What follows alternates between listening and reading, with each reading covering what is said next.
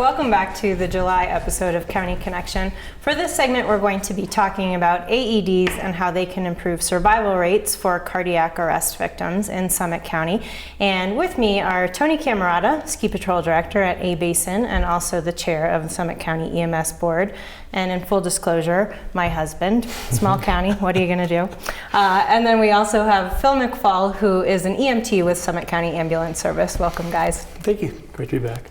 All right, so we're here to talk about a program called Keep the Beat, which places AEDs in public places to deal with incidents of cardiac arrest. So Phil, give me a little background on this program.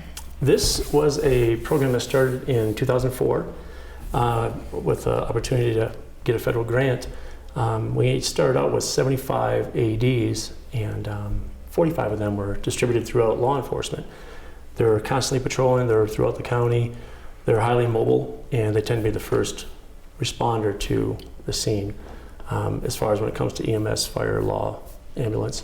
So they tend to be on the scene first, and then the other remaining 30 were distributed throughout county buildings. We had a couple of our ski resorts and parking lots as well. So.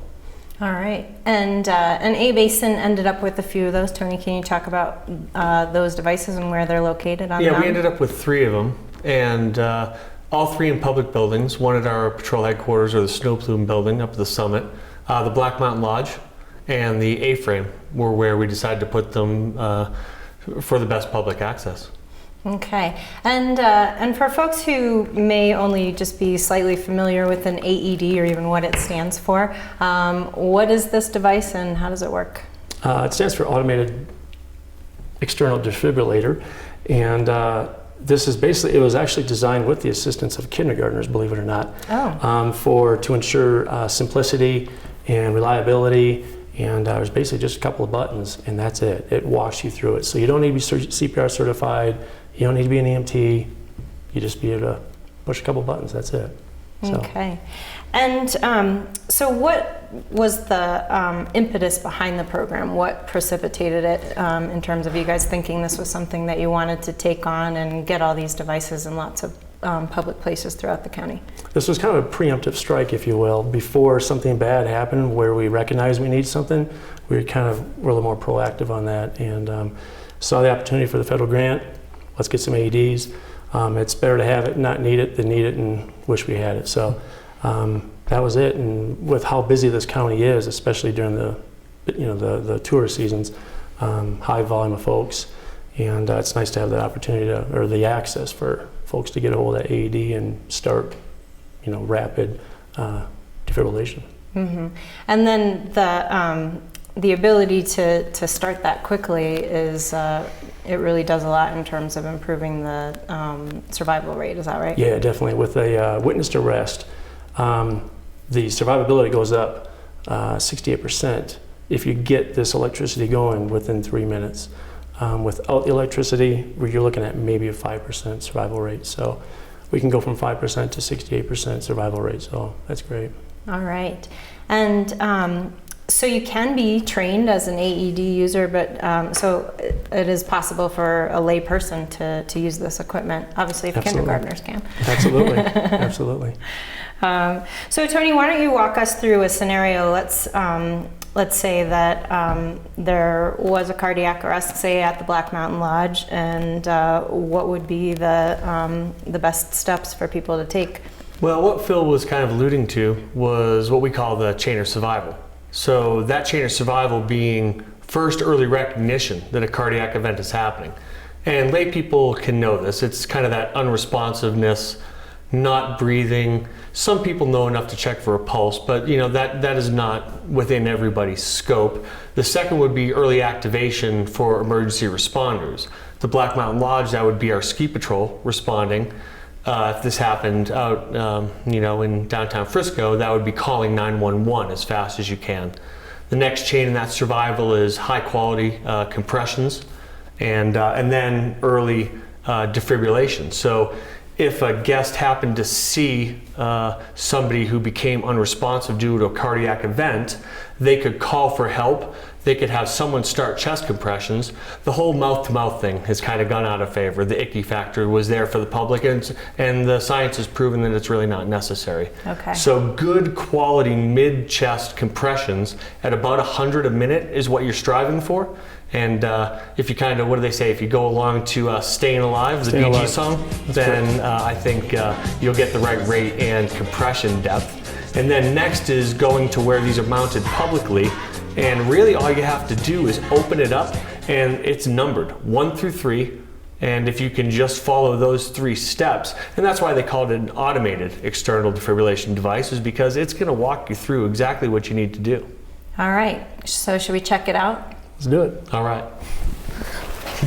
So you open up the package first, and again, like I said, it kind of has a 1, 2, and 3 on the inside of the package.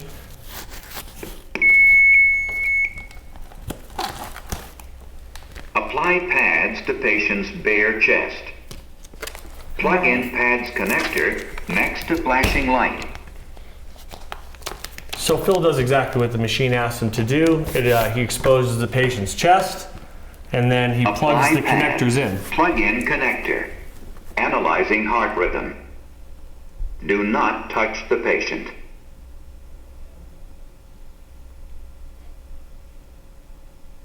Shock advised. Charging. Stay clear of patient. Deliver shock now. Press the orange shock delivered. Paused. If needed, begin CPR. And so that's it. I mean, you pretty much follow the 1, 2, 3 commands, and then the last part of that chain of survival is making sure that this patient is then integrated into an ALS system where they can receive more advanced care. Okay. And then at the end, once the patient has been successfully shocked, does then it play that song from the Go-Go's? It doesn't, or at least not in my experience. Not Maybe this then- generation. No, maybe the next model. Okay. Well, we'll keep our fingers crossed for that. You can receive training. So Phil, for folks who would like to get a little hands-on experience with this as well as CPR, what resources are available? Absolutely. Nationwide, there's always CPR. You just go online with that. Just Google CPR, American Heart Association. But closer within the county, Summit County Ambulance Service, we also offer that. Just go to our website, co.summit.co.us, or give us a call at our office, 970-668-5777. All right. And so CPR is part of the picture here too. So can you talk about, are there circumstances in which you wouldn't use the AED but you might use CPR? If Or we do don't they have pretty the much AED, go hand in hand? if it was something like this where I can have Tony go and get the AED, and now it's like I'm noticing when I go to the airports, when I'm traveling, as I notice that little red box on the wall. So it's just kind of a mental note. I'm starting to make mental notes now like we do with fire extinguishers. This is much like the fire extinguisher, it just kind of buys you some time until, advanced care can arrive. So the AED, I would have Tony run and get the AED. I've recognized that the patient is unresponsive, pulseless, apneic. I can start compressions at that time. And who knows how far you had to go for the AED. So we can at least get this going. And the most important thing here is keeping that blood circulating. We're gonna get a little bit of bellows effect as I'm pushing on the chest. Air is gonna be able to move enough, but we need to get that blood circulating. So that's what's Right. gonna help, stay alive. And then the AED is also gonna be able to analyze and deliver that shock. Okay. And how many of these AEDs are located throughout the county? Now we're up to 170. All right. So in a lot of places, Absolutely. in a lot of public places where people might be traveling and hanging out throughout the county. Yeah, so when you're out there, take note. Okay. Look for the blue, the red box, the little thing that says AED. So All right. And how successful has the program been, would you say? it's been great. I like seeing law enforcement arrive first, and they've got that AED in their hand, and sometimes it's applied. If it calls for it, it kind of gives us a little peace of mind that we can increase the survivability of the patient getting that shot going. So it's great to see them out there and that they are being used, and law enforcement is not afraid to take it out of the car and bring it into the house. So that's really good to see. So. On that same note, we've actually started a program where we started training food and beverage workers because these are in public buildings. We've started to go to them to say, hey, all you have to do is recognize the situation early, call us and know where the AED is, and then they're almost your first line responders because of their proximity and the easy access. Fabulous. All right. Anything else that you guys would like to add about the Keep the Beat program in general, or cardiac arrest and AEDs? I'm just glad they're out there. All so right. It's a great tool to help people, like Phil or our ski patrollers who do this for a living. I think the more folks out there that can recognize this type of emergency and know what to do in the first 2 to 3 minutes, I think could make a difference for a stranger or a family member. All right, fantastic. Well, thanks so much for coming in, guys, and sharing this great info. And for those of you at home who would be interested in getting some training, get in touch with our fine folks at Summit County Ambulance Service. Stick with us. When we come back from a break, we're going to talk about controlling noxious weeds.